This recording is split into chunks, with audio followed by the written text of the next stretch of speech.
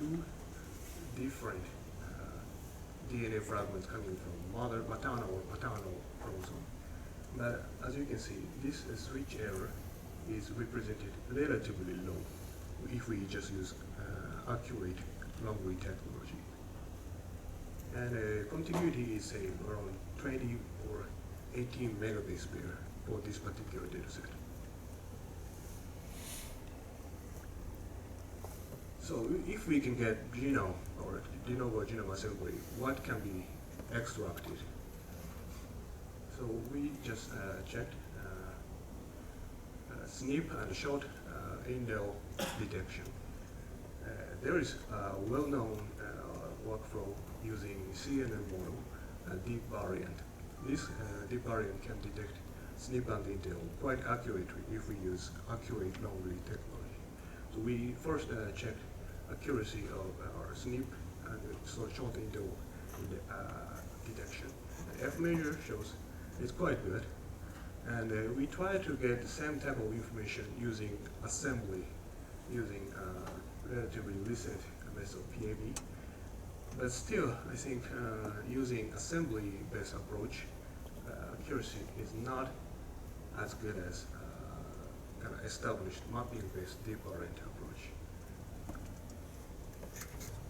So for this type of analysis, still using mapping-based and established CNN method would be best.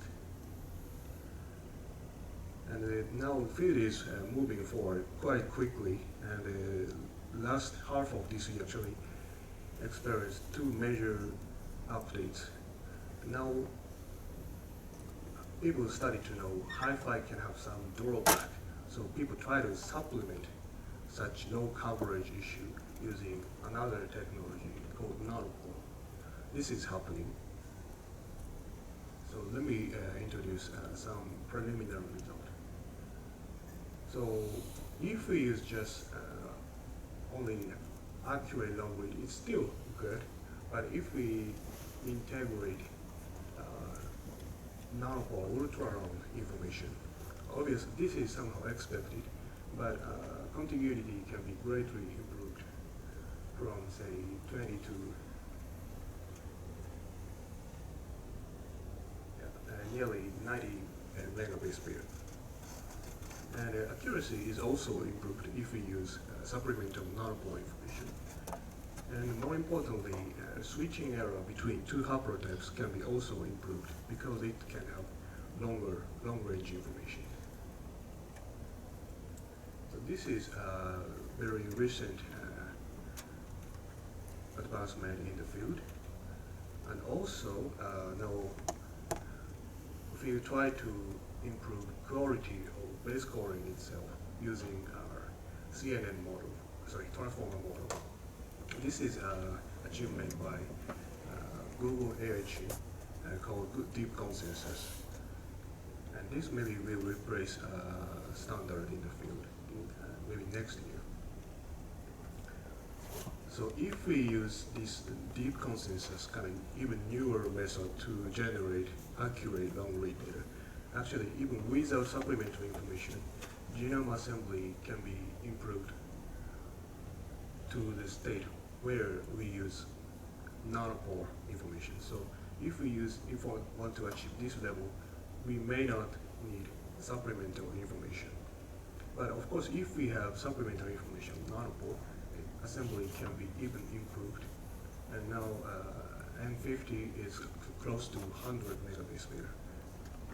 And accuracy, if we use hour of information, accuracy is nearly close to Q60, and the switching rate is even lower. So I think from this level of statistics, we could get quite accurate genome assembly just using one or two technology, and it can be run 24 hours on a desktop computer. And of course, one important application of this field is detection of structural variant.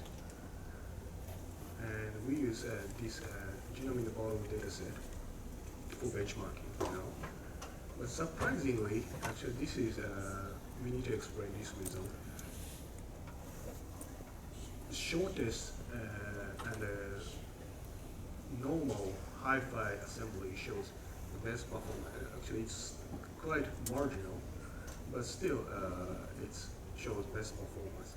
And genotype concordance is actually best if we use standard, accurate long read. And if we say null or supplemental information or deep consensus data, this genotype concordance dropped. So I think some improvement for assembly will be needed. But I should mention this level of accuracy for structural variant detection is the best in the can be achieved best in assembly-based approach. This is the same thing for small variant detection. If we use deep consensus hi-fi for small variant detection, actually accuracy can be even better, and it's quite nearly perfect. But if we use assemble-based approach, unfortunately it dropped in worse. We need to explain this drop of performance. But again, this will be related to genotype concordance. Maybe it's haplotype separation using deep consensus-based assembly may have some potential drawback yet. Okay, summary.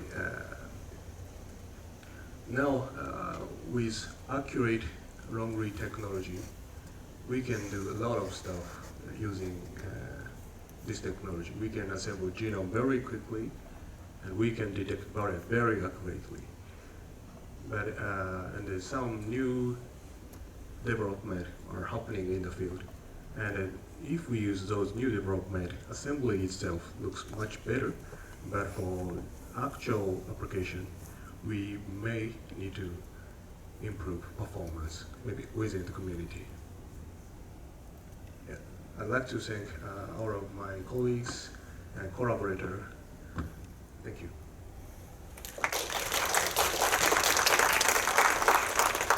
Thank you, Yoshinori. I guess that such a new sequence technology will affect everyone's research in this area, in this room, I guess. So that was a good introduction to grasp the current situation of long-read, accurate long-read sequence technology. So if you have any questions, please raise your hand.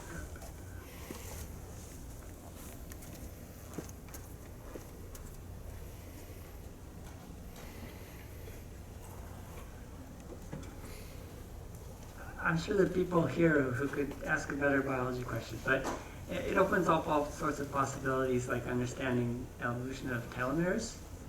And so I was curious if you might make I think you understand the issues better than me too, so maybe just a comment on some of the applications, biology applications, other than the medical one you described. For example, studying telomeric regions. Actually, the telomeric region now can be quite attackable target. So I didn't have time to explain details. For example, at least for eucalyptus case and some of human chromosome case, telomere and centromere actually covered. So now, let's say telomere to telomere, including the centromere, this is definitely attackable region. So potentially, lots of disease could be considered related to the centromere region. So this is now new, I think, futuristic. Yes, thank you for asking.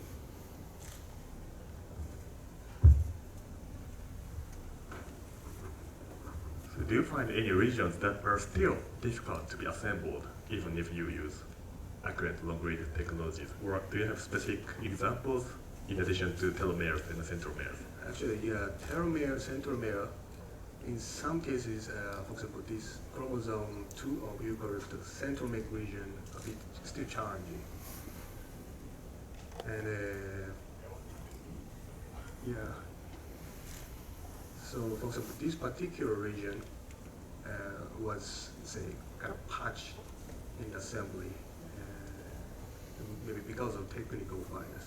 So these technical bias still remain, and that's why some people want to supplement using nanopore.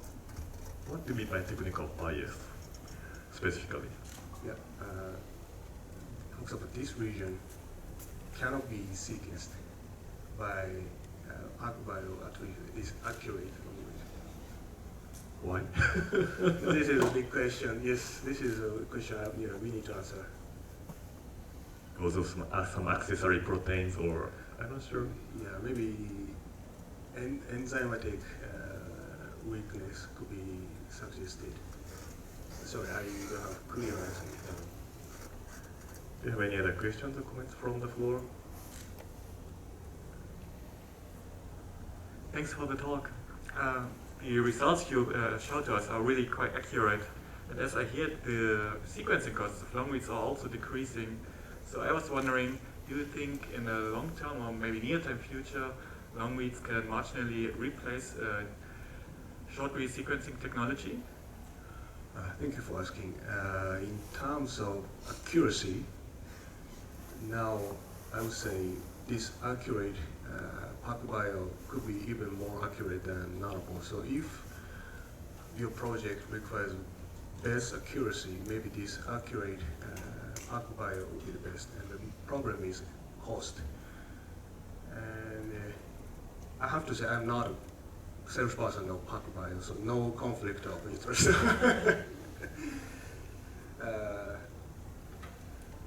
This new machine is coming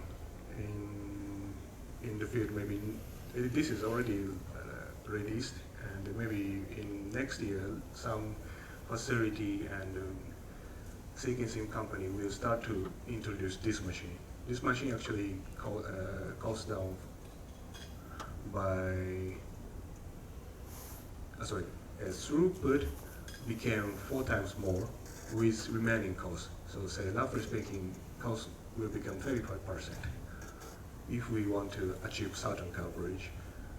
So still a long read technology, especially PacBio, I don't say it's cheap, but cost will gradually decrease, and Illumina will be in a bit difficult position in the near future.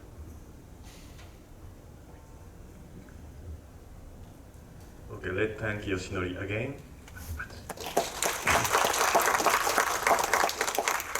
Now let's move on to our third speaker.